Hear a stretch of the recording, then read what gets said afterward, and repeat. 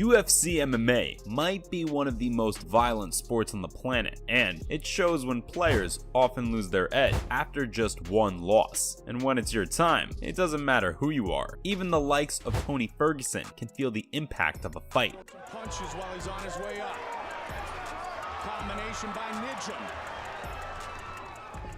When he first came to the UFC, he was one of the most accomplished fighters already. I mean, having an impressive MMA record of 10-2 before you even join the UFC is way beyond what we can call impressive, and that's not even the best part. He further went on to win the TUF final against Ramsey Nijum, putting himself in the spotlight. It made sense then how popular he started to get among the UFC watching masses. But you know how they say everything good has an expiration date? His first one came back in 2012, and Michael Johnson provided that exact experience for Ferguson by handing him his first UFC defeat. Fortunately for the fans of Ferguson, he soon took back the charge and showed the world why there's only one Tony Ferguson. Imagine this: you lose a UFC match pretty badly, and the next thing you know, 7 years have passed, and you're on a 12-match winning streak. But then came another blow, that too in the form of Khabib Nurmagomedov. Well, actually it didn't, and that's what's wrong with it. Back at UFC 249, Ferguson was set to face Khabib, but at the very last moment, the opponent was changed to Justin Gaethje instead. Gaethje is a very capable fighter as well, but I guess Ferguson wasn't taking it all too seriously. So guess what happened? He lost. Safe to say that the change of opponent proved to be very costly for Ferguson, but the bigger concern is the fact that he hasn't recovered fully ever since. Sadly, Tony isn't even the only player who's had to face the music. Ramsey fighting off his back, takes a couple of shots.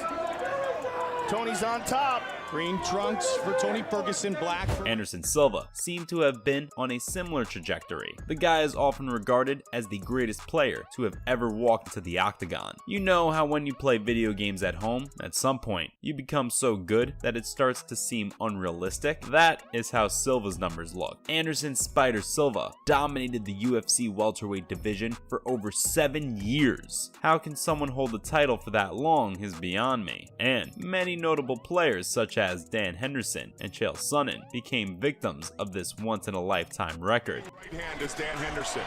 He's eating some kicks though. Henderson drags him down, pulls guard.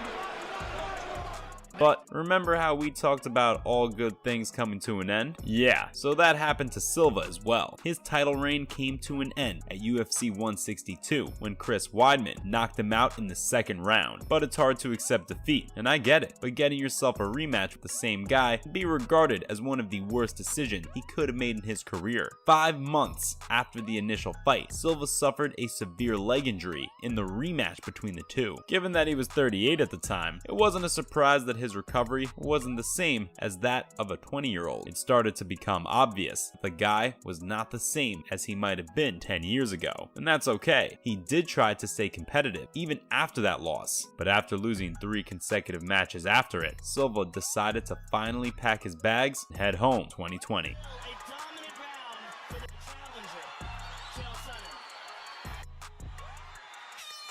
And speaking of leg injuries, there might be another name who's had to go through it. Yup, I'm talking about Conor McGregor. UFC 229 is what definitely haunts our Irishman. Mac, as he's often referred to as, had one of the worst downfalls that a player can have. Conor McGregor made his debut in the UFC in 2013 and quickly established himself as one of the biggest superstars in the promotion's history. He became the highest paid UFC fighter and had a significant impact on the sport, and quite frankly, he earned it. I mean, I started to gain interest in the sport because of this man as well. His career's highlight came in 2016 when he casually decided to go for a 2-for-2 and hold titles 2 separate divisions. But there's a but again. Even though he had suffered defeat before, having to go through it again because of Khabib is what put McGregor in a state that he struggled to get out of ever since. Many say that the infamous submission loss at the hands of Khabib is what humbled the fighter. And to be fair, there, he had trash talked so much and put himself on a constant pedestal like there was no one greater than him. In 2020, McGregor decided to face Dustin Poirier in a rematch at UFC 257, where he adopted a more humble demeanor, but ultimately suffered the first knockout loss of his MMA career. After the loss, McGregor returned to his previous ways, but it was not enough to defeat Poirier in their third match at UFC 264. And if that wasn't sad enough already, he also suffered a severe leg injury, which has kept him out of the scene ever since. Ouch.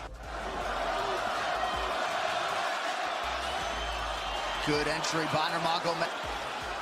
But that's not all. We still have a bunch of fighters who suffered similar defeats. Johnny Hendricks, for example, had to make a decision as well. It wouldn't be wrong to say that Robbie Lawler handed it to Hendricks for good. Pardon my French there, but it is what it is. When thinking about Johnny Hendricks' career, it's hard not to mention his highly debated loss against Georges St. Pierre and his intense battles with Robbie Lawler. He fought the ruthless fighter twice and defeated him in UFC 171. This pushed him toward the welterweight title in 2014, a great career highlight. But guess what he did then? Decided to accept the rematch invitation because why not, right? Except this time, he lost the match only 9 months after the first one. In my humble opinion, it sounds all fun and games, but rematches shouldn't always be said yes to. Plus, this loss took a massive toll on Big Rig, and why wouldn't it? He just got the title, and literally 9 months later, it's gone? Unfortunately, it all started to show in his fights soon after. Take for example the fact that in the following 7 UFC fights, he lost 5 of them. These included the names of Stephen Thompson, Tim Boetsch,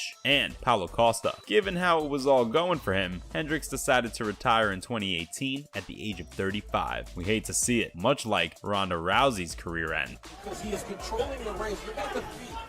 Counter with his left hand. You heard that correctly. Our next fighter is Ronda Rousey. Her name is one of the most popular in the world of mixed martial arts, and rightly so. At her peak, she was literally carrying the whole league alongside some of the other names such as Conor McGregor and Anderson Silva. And there was a clear reason for her massive commercial success. She was way too successful. Seriously, a 12-fight winning streak is no joke. In fact, only one of her opponents, Miesha Tate, was able to survive the first round against her. You heard that absolutely right. She was so deadly that none of her opponents, except for this one, could make it past the first round. Rousey had quickly made a name for herself as the undefeatable queen of the UFC. However, UFC 193 came in to prove all of that was false, and the credit all goes to Holly Holm, who delivered a head kick to Rousey. It was so brutal that it's now considered one of the most memorable knockouts in UFC's history. She did try to reclaim her title after this at UFC 207 against Amanda Nunes, but to no avail. And as sad as this may sound, Rousey was never to be seen again in the octagon. Sigh. Steps in with a jab. Amanda Nunes just completely smashed Ronda. And with that, we wrap up our list of fighters who went on a career decline because of just one match. See you in the next video.